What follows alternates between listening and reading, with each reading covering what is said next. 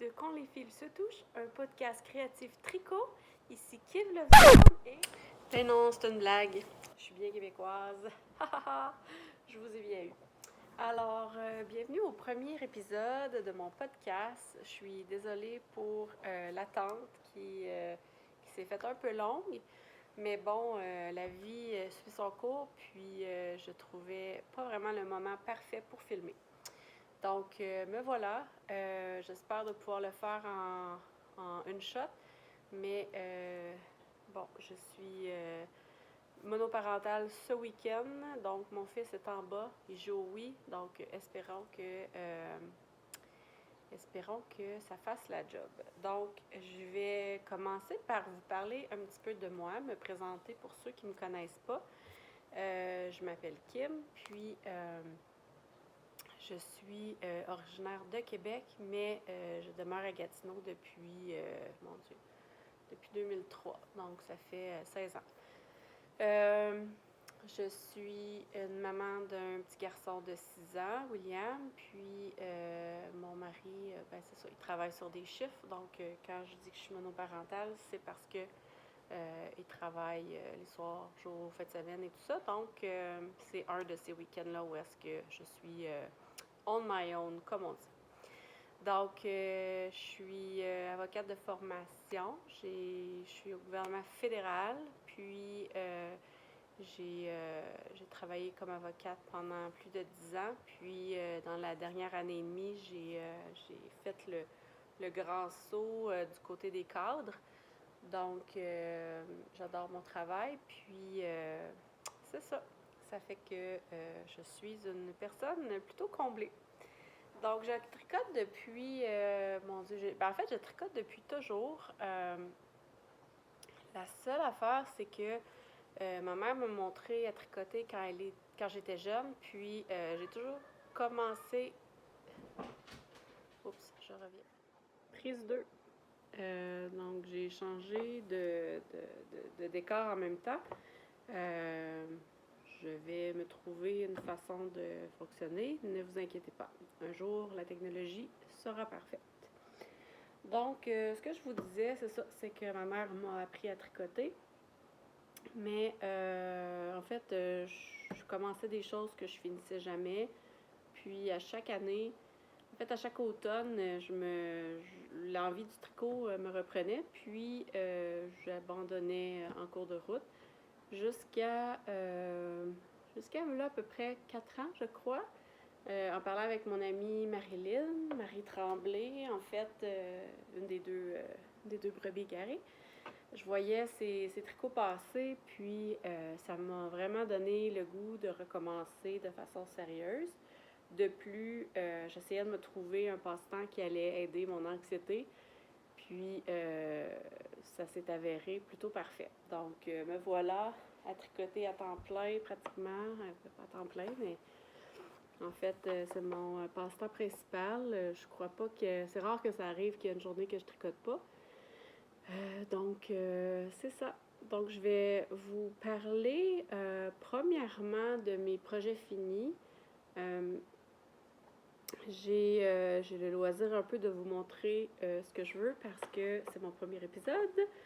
Donc, c'est pas nécessairement des choses que je viens de terminer, mais enfin, vous allez voir un peu ce que j'aime faire. Donc, mon premier projet terminé, je l'ai terminé en fait l'année passée, l'hiver passé. C'est le Happiness Cow de Vera Valimaki. Donc, je l'ai fait en brioche, puis c'est fait en cactus yarn, celui-là. Et puis moi, les couleurs, je suis terrible là-dessus.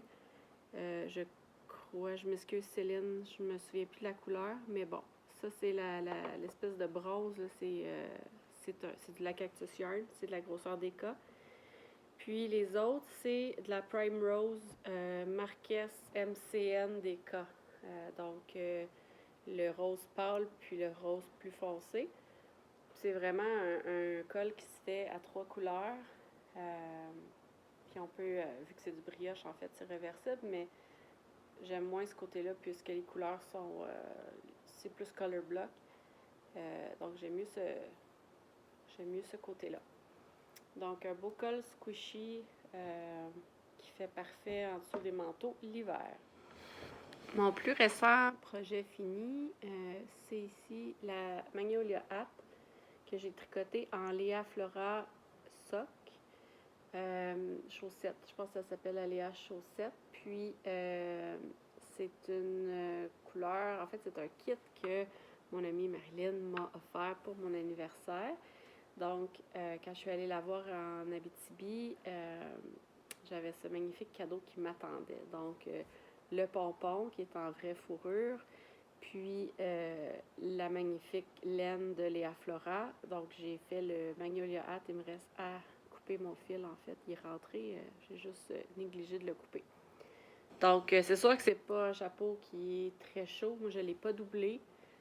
Donc, c'est vraiment plus un petit chapeau là, de printemps, d'automne. C'est sûr qu'avec le pompon, ben ça fait pas mal hivernal. Je vais peut-être la refaire puis la doubler. C'est peut-être dans mes plans. Super le fun à faire, en fait. Je pense que je l'ai faite en pratiquement une fin de semaine. Donc, ou une semaine peut-être là, à mon retour, mais ça s'est fait assez rapidement. Donc, je vais peut-être la défaire puis la refaire pour qu'elle soit plus épaisse, puis que je puisse la porter l'hiver avec le pompon. Puis le Magnolia Hat, c'est le patron de Camilla Vlad. Donc, en bonne fille pas super préparée que je suis, j'ai pas écrit mes affaires. Donc, comme diraient les Anglais, bear with me, le prochain épisode, je vais être plus préparée. Ensuite, mon autre projet fini que j'ai fait l'année passée, c'est le Lyra Hat. Puis je me souviens plus du tout de la... Je vais tous vous mettre ça en bas, là, parce que, mon Dieu, j'ai une mémoire d'oiseau. Donc, je suis pas capable de me rappeler des designers, des couleurs, ces affaires-là. Donc, c'est le Lyra Hat. Si je me souviens bien, non, c'est peut-être pas un prêton gratuit. En tout cas, je vais vous mettre les informations dans la description. Je l'ai faite en mohair de Julie Asselin. Puis, je l'ai fait, c'est le Anatolium, mais la couleur, c'était le naturel, là, la beige très crème, dans le fond. Puis, je l'ai fait en Sarah de Emilia et Philomène, c'était la couleur Julien. Je crois que c'était un coloris là, édition limitée. En fait, je ne l'ai pas revu. Donc, c'est vraiment un petit beige avec des petites touches de rouille, de gris, de rose. Donc, vraiment beau. Un speckle qui est assez régulier. Donc, c'est parfait. Même avec du câble, là, c'est pas trop intense comme laine speckle. Puis le petit pompon que j'avais pris à Twist il y a 2 ans au kiosque de Pure Laine, c'est de la vraie fourrure. Je l'aime bien. Puis je remarque que dans ce temps-là, mon talent, en fait, je pense qu'aujourd'hui encore, mon talent d'attacher des pompons n'est pas hyper génial. Donc, je vais avoir un petit peu de recherche et d'amélioration à faire dans ce domaine-là. Ensuite de ça, un de mes chapeaux, un de mes trucs préférés, je crois, à vie, c'est le Beeswax Hat de une designer que j'avais fait l'an passé. Moi, j'ai capoté ben raide sur ce patron-là. La laine aussi, ça, c'est la Eddie de Emilia et Philomène. C'est en Paul Ward. Écoute, la laine, elle est parfaite pour faire un travail qui demande un travail de définition de main. C'est parfait pour du câble ou pour même un pattern comme ça. La couleur, c'était Janet. Puis, ce patron-là, il est super le fun à faire. Je l'ai vu passer. Là. Je sais qu'il y a mon amie Sophie de Finan qui l'a fait aussi récemment. Puis, Marie Tremblay le fait aussi quand j'avais été la voir. Donc, ça se fait en une fin de semaine. Puis, c'est vraiment un patron qui est très, très, très divertissant à faire. Donc, la beeswax hat. Puis, en fait, j'ai tout le temps des commentaires sur cette tuque-là quand je la porte, que ce soit par du monde qui reconnaissent le travail tricoté ou même du monde qui me demande où je l'ai acheté. Donc, je vous encourage à le faire. Même le travail de diminution sur le dessus, il est magnifique. On peut ou pas mettre un pompon, mais moi, je la trouve belle sans pompon. Donc, un beau petit projet à faire assez rapido. Ce que je porte, en fait, je porte le Once and for All de Max de Knitter. J'avais testé son patron cet été quand il était sur le bord de sortir. Donc, c'est vraiment c'est un travail. Le design est incroyable. Là. J'ai vraiment adoré le faire. Moi, je l'ai fait en mélange de yak. Je ne me rappelle plus la base, mais c'était la base d'Emilia et Philomène qui avait du yak. On dirait que je suis commanditée par, par Emilia et Philomène. Allô, Émilie! C'est ça. Fait que c'était la base de yak. Puis le verre menthe, c'était une base spéciale de Twist il y a 2 ans. Je ne sais pas si vous vous rappelez, Purelaine sortait des bases à tous les heures, en fait à certaines heures qui étaient des bases limitées, des coloris limités. Donc c'était une de ceux-là, c'est un mélange de... Il me semble qu'il y a du angora dedans, il y a un petit peu de poilu. C'est un petit vert menthe, c'est vraiment beau. Puis le beige, le crème, en fait, c'est le dedans de ma fleur. C'est de la plum sock de les arts textiles du Témiscouata. Puis la couleur, je m'en souviens plus. Donc, je vais vous rajouter ça aussi en description pour j'essaie de me rappeler. Mais j'ai le projet sur Ravelry. Donc, ça m'amène aussi à vous dire, je me suis pas présentée au complet. Donc, en fait, sur Ravelry, vous pouvez me trouver à Alizarine 1599. Puis sur Instagram à Kim_loves_yarn. Je vais tout vous mettre ça aussi au début de l'épisode ou à la fin, ou trouver une place pour le mettre. Puis j'essaie de partager je vais être bien honnête avec vous. Ravelry, moi je vais pour acheter des patrons. Donc je suis la pire pour mettre les fiches de projet à jour. J'avais commencé, mais honnêtement, j'ai décidé que j'allais mettre mon énergie de vie ailleurs que là. Cependant, j'essaye pas mal de garder mon Instagram actif puis à jour. Les stories, j'ai souvent des niaiseries dans les stories. Donc, c'est très divertissant par bout. C'est ça. Donc, j'essaierai d'être plus assidue, mais je vous fais pas de promesses parce que je suis vraiment pas bonne dans ces affaires-là. Donc, maintenant, je vais vous parler de mes achats ou de mes encours. Je vais vous parler de mes achats. Donc, récemment, j'ai fait une petite commande chez Purelaine, puis j'ai commandé de la Blue Sky Fibers de Woolstock. Woolstock, c'est la worsted. Donc, et ça, c'est la couleur Cast Iron. Donc, c'est vraiment un gris charcoal. C'est un 100% laine de Fine Island Wool. Donc, de la laine... j'aurais tendance à dire rustique, mais elle est très douce. Donc, c'est pas rustique là, comme de la Brooklyn Tweed, mettons, là, qui est un peu rêche. Du tout. De retour aux prises 44. Donc, c'est ça. Ce que je disais, c'est que c'était rustique, mais assez doux quand même. Mon mari m'a demandé de lui faire une tuque. Donc, j'ai acheté...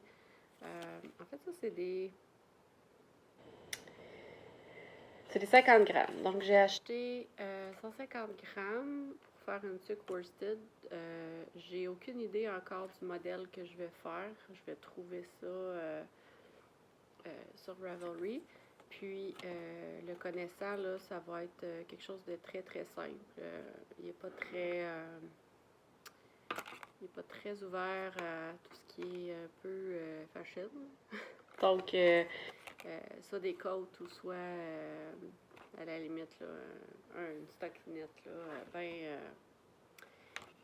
bien simple pour qu'il l'aime puis qu'il la porte. Donc, j'ai acheté ça. Ensuite de ça, j'ai acheté deux écheveaux comme ça pour faire des bas. Il y en a un qui, celui-là, en fait, est à Émilie Evinitz. Tu l'as oublié chez nous. Donc, je te le garde. Donc, ça, c'est de Rico Design. C'est la laine à bas 4 plis mélange jacquard. Ça, c'est la couleur 04. Puis ça, c'est la couleur 05. Donc, c'est une auto-rayante qui fait des rayures. En fait, ça fait des designs un peu, là. C'est pas juste des rayures. Je sais pas si vous voyez bien. Donc, je l'ai acheté chez Wabi Sabi, magasin de laine à Ottawa.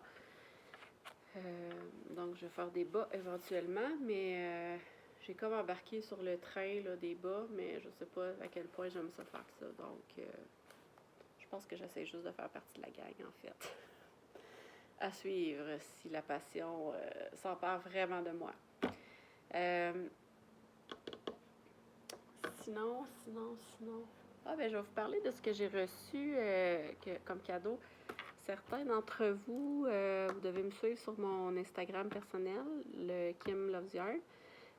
Puis, vous avez sûrement vu le superbe cadeau de mon amie Sophie Delphina. Elle est allée à Rhinebeck, puis en fait, Rhinebeck était le week-end de mon anniversaire.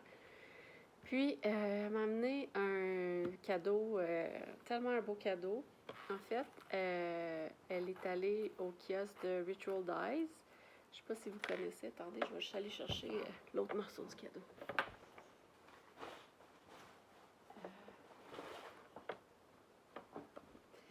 Excusez-moi.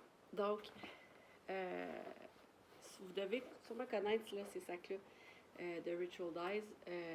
Ces étiquettes sont vraiment belles. C'est une petite main. Donc, moi, j'avais déjà ce sac-là. Puis, mon amie Sophie m'a amené cette pin-là, qui est la pin de balance, du signe zodiaque de balance, qui est mon signe zodiaque. Puis, elle est rose gold, elle est vraiment, vraiment très belle. Très grosse aussi. C'est vraiment beau. Puis, elle m'a acheté le chanterelle de tricoté, donc il est entamé, mais les chevaux de balance de mohair. Donc, elle a une collection qui est mohair, une laine, puis une pin. Je crois qu'il y a des patchs là, pour coudre sur des manteaux, des vêtements. Donc, il y a une petite collection avec les signes zodiaques. Puis ça, c'était le coloris balance qui est honnêtement le plus beau. J'aurais pas pu choisir mieux que ça. Il est vraiment... c'est un... Ben, ouais, vous le voyez quand même comme il est dans la réalité. Un genre de lilas rose avec des petites taches de rouille puis des petites taches de gris charcoal. Puis, elle m'a aussi offert cette pochette-là. Ça s'appelle les Moon Pouch de Ritual Dyes, qui est en cuir rose gold. Pour mettre, moi en fait, je mets mes accessoires. Puis, écoutez, c'est juste parfait. J'ai même pas de mots pour remercier, dire à quel point je suis choyée d'avoir eu ce cadeau-là. Puis, c'est une petite partie, c'est comme si j'avais été à Rhinebeck par procuration. Donc, merci, mon amie Sophie. Puis, ben justement, avec ce mohair-là, puis avec mon restant de plum sock des arts textiles du Témiscouata, je suis en train de faire la Oslo. Donc, je suis 1 an et demi plus tard dans les Laurentides. Mais bon, mieux vaut tard que jamais. Puis, donc je suis rendue à faire la partie là, du haut. Ça, en fait, c'est le bord qu'on plie, puis qu'on vient coudre. Donc, je suis... Bon, il me reste à peu près 6-7 cm avant d'arriver aux diminutions. Donc, ça se fait bien. J'ai hâte. Il va falloir que je la bloque parce que ça roule un peu, étant donné que c'est du jersey. Mais je vais la bloquer à plat pour être capable de faire une couture qui est propre et qui est facile à coudre. Sinon, je déboudine le bord.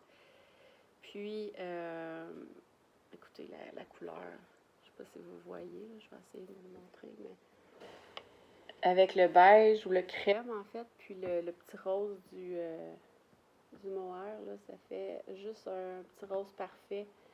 Et le fluff là-dessus est assez incroyable. Je n'ai honnêtement jamais touché un mohair aussi doux et aussi pas épais, parce que ça reste quand même du lace, donc, mais il est comme à poil long. Puis, c'est pas juste... il est vraiment, vraiment, vraiment très, très doux. Donc, je l'adore. Puis, j'ai hâte de l'avoir terminé pour la porter. Donc, c'est un bon segment vers l'autre partie. Puis comme j'ai mes projets dans toutes sortes de petits sacs, je vais juste attaquer les sacs un après l'autre comme ça. Puis en même temps, je vais vous flasher ma belle tasse que j'ai achetée à Québec dans une galerie d'art. C'est une céramiste qui s'appelle La Vigueur. Si vous connaissez un peu l'art, elle faisait des têtes d'autruche en céramique, là, en argile. C'est pas mal ça, sa marque de commerce. Puis elle s'est mise à faire des tasses, des assiettes et tout ça avec l'autruche comme peinture. Puis ça, c'est sa nouvelle collection qui est en argile brune. Puis il y a toujours le même, là, un petit trou pour le pouce ici. Puis il y a toujours une petite phrase. Moi, c'est écrit Fly Me to the Moon. Puis là, il y a du café dedans, mais l'intérieur, c'est comme une perle. Donc, c'est vraiment iridescent. C'est de toute beauté. Donc, un instant, mon fils m'appelle. Donc, c'est pas facile de filmer avec un petit coco de 6 ans qui ne joue pas tant tout seul. Donc, désolée si vous avez une histoire entrecoupée. Donc, je vous ai parlé de ma tasse, oui. C'est tout un challenge pour ma petite mémoire, savoir où j'en étais rendue. Donc, dans mon superbe sac Jésabelle que j'ai acheté à Twist, pas à Twist, à la petite laine, en fait, c'était le kit de mitaines, des mitaines Camélia automne. Il y avait la laine pour les mitaines, puis il y avait le petit sac. Là-dedans, j'ai enfin commencé à tricoter ma laine des petites mères au chalet. C'est de l'autorayante de Christine des Arts Textiles du Témiscouata qui nous avait fait ça sur commande. On y avait passé une commande spéciale. Donc, je suis en train de faire un bas, vraiment très simple. Je suis rendue à tourner le talon. Puis, c'est ça. Je n'ai pas ça faire ça, mais je sais pas. J'ai pas comme encore accroché, là. C'est pas encore une folie pour moi. Mais je reconnais que c'est un projet qui est facile à traîner, puis qui se fait sans patron, là, qui se fait sans réfléchir vraiment. Donc, c'est quelque chose que je vais revenir. Tu sais, je vais faire des bas entre mes projets un peu plus compliqués. Pour les knit nights et tout ça, là, ça peut être très pratique. Puis j'adore la laine, écoute, elle se tricote super bien.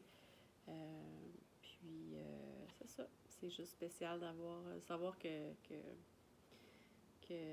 mes amis, on a le même coloris, puis on espère pouvoir refaire une édition de chalet 2020, puis d'avoir tous nos bas dans les pieds à ce moment-là. Ensuite de ça, qu'est-ce que j'ai d'autre à vous présenter?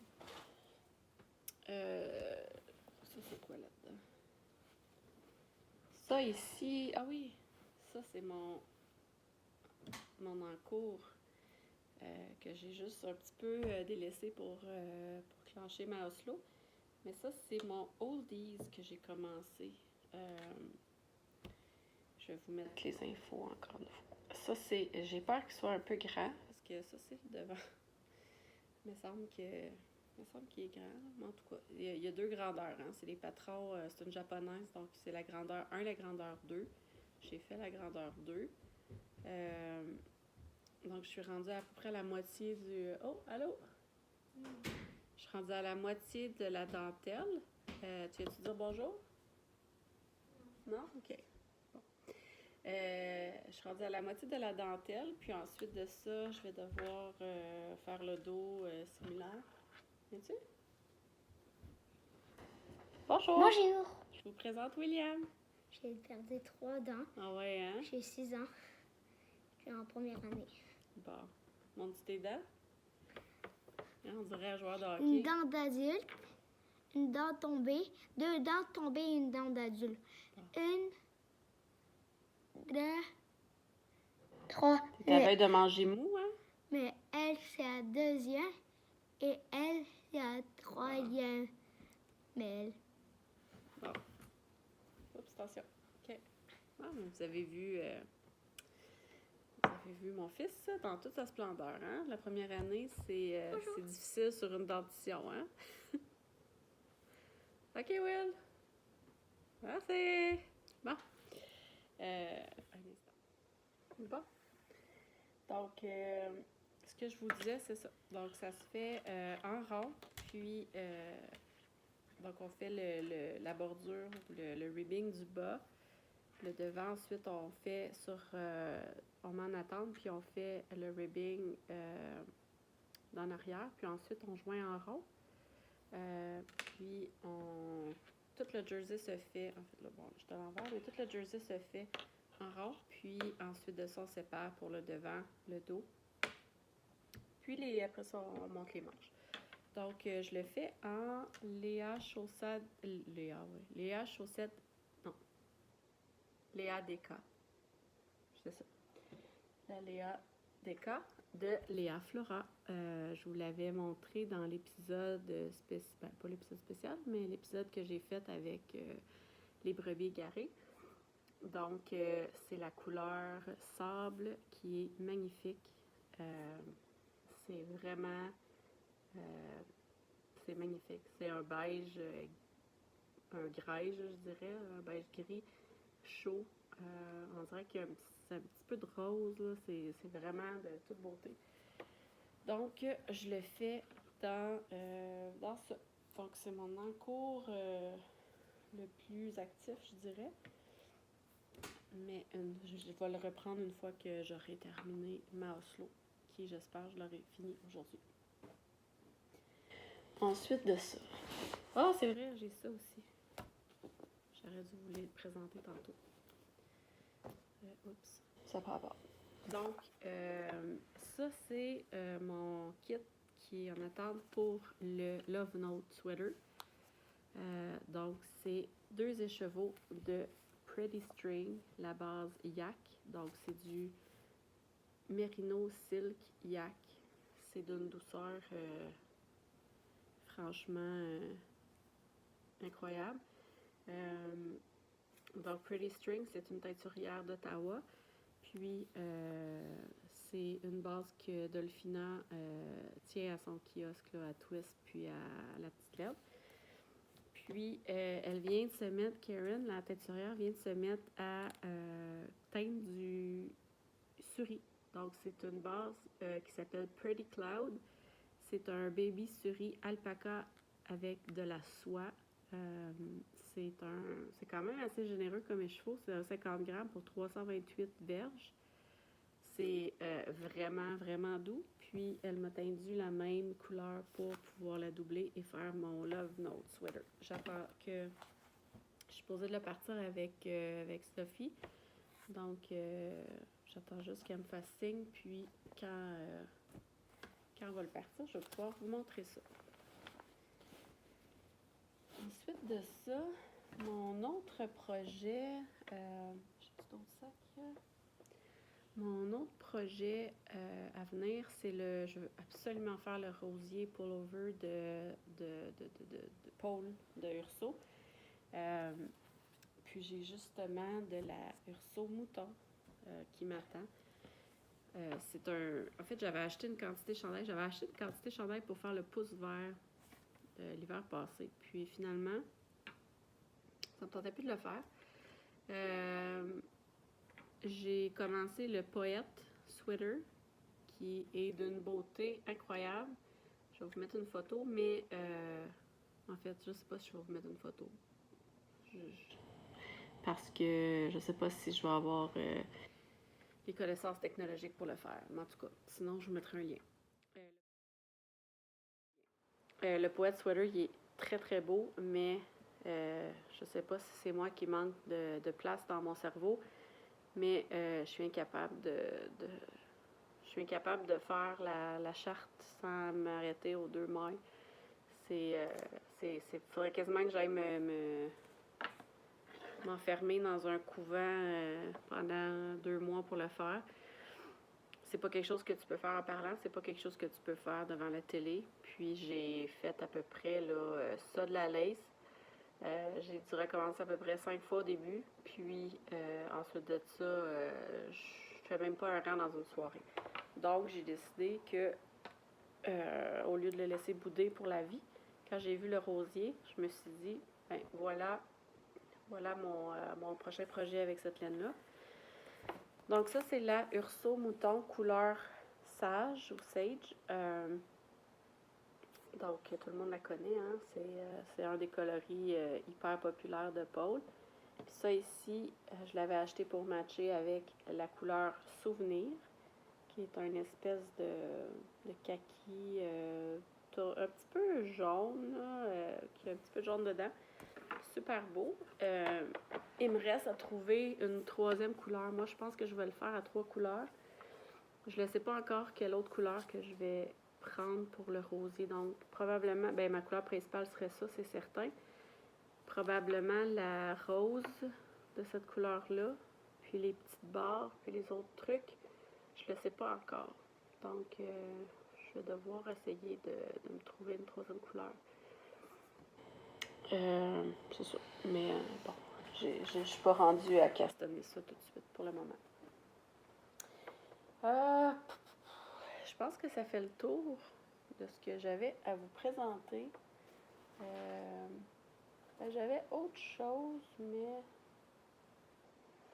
je vous en avais parlé un peu dans l'épisode des brebis, si vous l'avez vu. Ça, c'est mon Whiskey Field. Non, c'est pas vrai. C'est mon... Mon Dieu. Attendez. C'est pas le Whiskey Field. C'est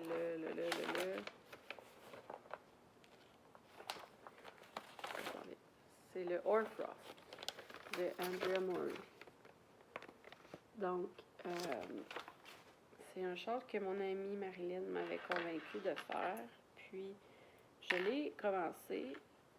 En fait, je suis vraiment... C'est niaiseux là, que j'arrête de le faire là, mais j'haïs ça. Je l'haïs ce patron-là pour m'en confesser. Donc, je le mets de côté. Puis quand j'ai plus rien à faire, je donne un petit coup. Mais ça fait que je sais plus jamais où je suis rendue dans la charte. Ça me prend un long moment à essayer de me situer. Puis, c'est ça. Fait qu'il me reste là vraiment à peu près la moitié de la dentelle à faire. Il me reste... Je sais même pas s'il me reste 30 ans. C'est vraiment nono mon affaire. Je l'ai faite en cascade 220 headers. C'est une laine que j'avais achetée à Halifax quand j'avais été en voyage d'affaires. Puis, c'est surprenant, en fait. Ça ressemble vraiment à une laine qui est qui est teinte à la main. C'est un rose avec des nuances dedans de gris, de bleu un peu. Elle est vraiment très belle et très douce. Donc, je sais que je vais le porter quand il va être terminé. C'est juste de me rendre là, puis de persévérer. Hein? Puis, c'est tout, je crois. C'est tout. Donc, comme je vous avais dit, avec le tricot, j'ai aussi une passion des plantes dernièrement. En fait, j'ai toujours aimé les plantes, mais pour une raison ou une autre, je n'avais pas le pouce vert, mais pas du tout. Puis on dirait que depuis qu'on a acheté notre maison, qui fait environ 7 ans, j'ai commencé à vraiment faire l'entretien là, à l'extérieur. Nous, c'était une maison neuve, donc il fallait faire tout le terrassement à l'extérieur. Puis, c'est là que je me suis vraiment mis à m'intéresser aux plantes, puis aux différents types de sols, aux différents types de lumière nécessaires et tout ça. Puis, j'ai décidé de me réessayer avec des plantes à l'intérieur. Donc, je commence à avoir plus tant de place pour en mettre, bien honnêtement, à moins par exemple, d'enlever des trucs là, puis d'en mettre là. Mais, donc, dans mon podcast, je voudrais en même temps vous présenter peut-être une plante à chaque fois, vous en parler un peu. La première que j'ai décidé de vous présenter, c'est ma Monstera Deliciosa. En fait, j'étais chanceuse, je l'ai trouvée, parce que c'est pas super donné, hein, ces plantes-là, surtout quand elles sont assez grosses. Là, la mienne est dans un... Je vous filme avec mon cellulaire. Elle est quand même assez grande. Puis, je l'ai trouvée au Rona, dans le coin de l'Halloween, pour... non, pas pour l'Halloween. Je ne me rappelle plus. Au mois de novembre. Pour à peu près 22,99. Elle était super en santé, donc c'était vraiment un aubaine. Donc, je l'ai pris, puis elle s'est mise à faire des petits bébés. Ça, pour n'importe qui d'entre vous qui êtes fou des plantes, là, vous savez que c'est vraiment une fierté incroyable. Donc, j'essaie de vous montrer. J'ai cette fleur-là, en fait, puis c'est une fleur, une feuille dentelée qui a sorti. Donc ça veut dire que la plante est en santé, puis commence à prendre une certaine maturité. Puis j'ai celle-là ici qui pousse. Donc c'est vraiment excitant. Si vous avez de la misère avec votre Monstera, en fait, j'ai lu là-dessus, puis c'est une plante qui n'aime pas tant se faire arroser, apparemment. Donc, c'est une plante qui aime l'humidité, mais en même temps, chez moi, c'est pas humide du tout, là. On chauffe au gaz naturel, puis c'est pas du tout humide, donc puis je l'arrose pas, j'ai pas nécessairement là, aucune technique spéciale, là. Je la vaporise pas, rien. Mais je l'arrose pas tant souvent. Je l'arrose à peu près aux 2 semaines. À l'hiver, là, cet été, peut-être que ça va être plus à cause de la chaleur puis du soleil qui est plus fort, mais pour l'instant, c'est à peu près aux 2 semaines. Puis, j'ai aussi un autre bébé Monstera qui est une pousse de la Monstera de mon amie Marilyn qui me l'avait... on l'avait coupée sur sa plante. Elle, sa plante est gigantesque quand je suis allée en Abitibi. Puis elle est en train aussi de pousser un bébé, je crois. Donc, je l'ai fait enraciner dans l'eau. Ça l'a pris environ peut-être 2 semaines, 3 semaines avant que les racines soient assez longues. J'ai vraiment attendu qu'il y avait à peu près 5-6 racines, puis il était au moins longues comme ça. Une fois qu'il y avait un bon système racinaire, je l'ai plantée. Puis, elle va bien. Je l'ai plantée il y a à peu près une semaine. Donc, pour l'instant, elle va bien. Donc, j'ai hâte de voir si elle va être aussi prolifique. Donc, c'était le petite capsule plante. Je vais essayer de vous en parler à chaque épisode. Puis, comme je vous ai dit, j'ai pas... c'est sûr qu'en étant toute seule, on n'a pas tant de sujets autres à discuter, mais je vais essayer de vous parler de choses un peu variées dans les prochains épisodes. S'il y a des choses que vous avez des questions par rapport aux plantes, n'hésitez pas. Vous pouvez m'écrire sur Instagram. Les commentaires sur YouTube, je vais essayer d'y penser d'aller les voir, mais c'est pas encore probablement un automatisme.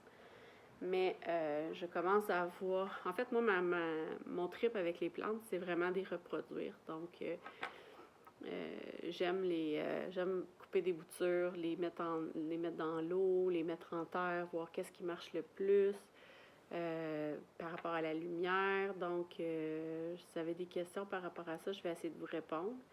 Je suis loin d'être une experte, mais je suis une amatrice qui s'informe beaucoup. Donc, puis il y a beaucoup de groupes sur Facebook aussi, si ça vous intéresse là, pour les plantes. Donc, sur ce, je vous souhaite une très belle journée. Puis, je vous dis à bientôt au prochain épisode. Merci!